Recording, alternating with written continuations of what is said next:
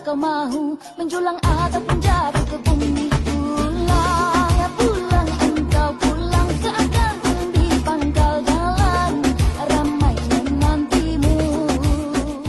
Assalamualaikum and good morning to all. Welcome to our talk show. I'm Emiana as your host today, but I'm not alone. I'm with my friend who is Alia. So Alia, introduce yourself. Hi, my name is Nadia Baikis Khairul. I'm as the host too. Move on to, we have two guests. Today with us, can you introduce yourself? Hello, my name is Ratana Bilam, a guest one. Hello everyone, my name is Nalfara Shazwani as your guest for today. So today we are talking about Kuda Kepang, one of her traditional cultural performance. Kuda Kepang is a performance that many people admire because of its energy and uniqueness. However, at the same time, some people have concern, especially regarding safety and spiritual elements. So today, we will discuss how Kuda Kepang can be preserved in a modern and responsible way. First, we have Miss Nabila, who has been involved in Kuda Kepang performance. And with us is Miss Faha, who focuses on cultural preservation and performance safety. Miss Nabila, let's start simple. Why should we still keep Kuda Kepang today? Okay, thank you, Miss Yana, of our host today. Kuda Kepang is a part of the cultural heritage in Johor. So, because it's a part of our identity, so they can the Kuda Kepang is a teacher how teamwork, discipline, and respect from the culture. So the Kuda Kepang can learn to young people to watching and learn how the Kuda Kepang performance to show them. And Kuda Kepang is keeping us alive show respect from the creativity and still of the skill and of past generation. So if we stop the Kuda Kepang, the future generation make only reading about this book. So then them cannot see what is Kuda Kepang. They cannot see the performance. So that's why the Kuda Kepang still in here. Interesting. Yeah. So it's not just about dance, but the value behind it. Yeah, exactly. So, Ms. Farha, some people worry about safety during Kuda Kepang performances. So, what's your view? From my point of view, some Kuda Kepang performance include trance elements, where dancers may lose awareness of their surroundings, where it can raise safety risk if it's not well controlled.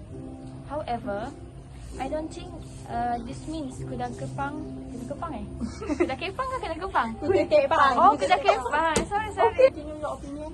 Okay. However, I don't think this means Kuda Kepang should be stopped or not to be preserved. Instead, I believe the focus should be on responsible performance. Many groups today perform non-trained or modified versions that highlight the dance, music, and culture storytelling while avoiding dangerous elements. So you are saying the performance can be adjusted? Yes, we can remove risky actions and focus more on choreography and music by not include trance elements and suppositions. Wow, I see. Okay, let's move on. Yeah. Miss Nabila, Yes. what about the spiritual element that people often talk about? Oh, this part is very interesting for me because it's mystery, right? So Yes. many people carry our story, but today many group performing Kuda Kepang it is symbolic way.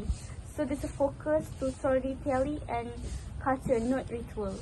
So when them perform the Kuda Kepang, it's just a show, not anything elements, ritual or nothing. So it's more safe. culture than spiritual now? Yes, exactly. Okay.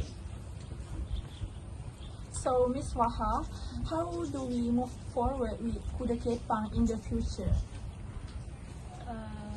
So I think education is key, because if people understand the background and see a safe version of the performance, they will appreciate it more. And schools, culture festival, a great platform for moving forward with Kuda Kepang. So in short, Teruskan. Kuda Kepang doesn't need to disappear. It need to adapt. Yeah, that's right. Yeah, we balance traditional safety and Before we our talk show, I think I have one more questions. Miss Nabila, yes. how many people need to perform this Kuda Kepang? For Kuda Kepang, usually we have a 9 main dancing, but in a performance we have a 9 dancing holding the Kuda Kepang, plus several music like the drum, gong, and sometimes the performer have a leader to handle the performance. So more than 12 people the performance to the Kuda Kepang actually. That sounds really interesting, you know? Yes.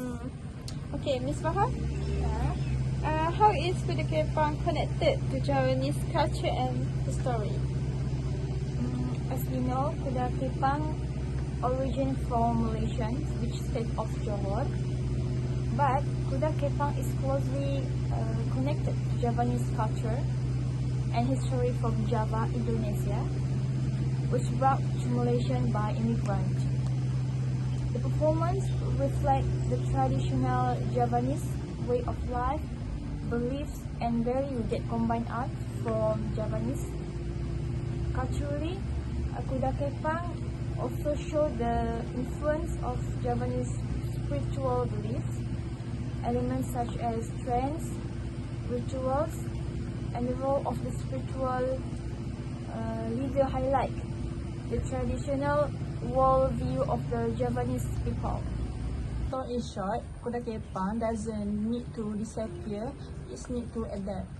By balancing traditions, safety, and modern values, we can keep it alive for the future. Thank you to our guests and everyone who have watching. We hope This discussion gave you a new perspective on Kuda Kepang. Bye.